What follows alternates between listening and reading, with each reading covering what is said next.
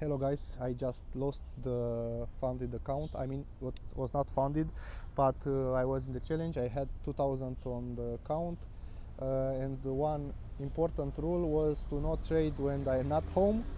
And beside of this, I take two trades when somebody sent two signals on Telegram,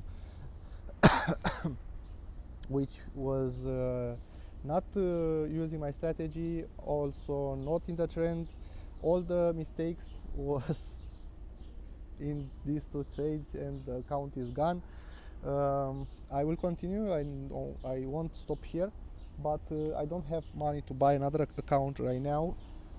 So I will start a demo account for 2 weeks, and after that I will see if I can buy another 50k account and start from there. I think I will try to improve my strategies using this demo account and see what can I achieve during this time. Anyway, I will do a video, a longer video, and I will explain everything there.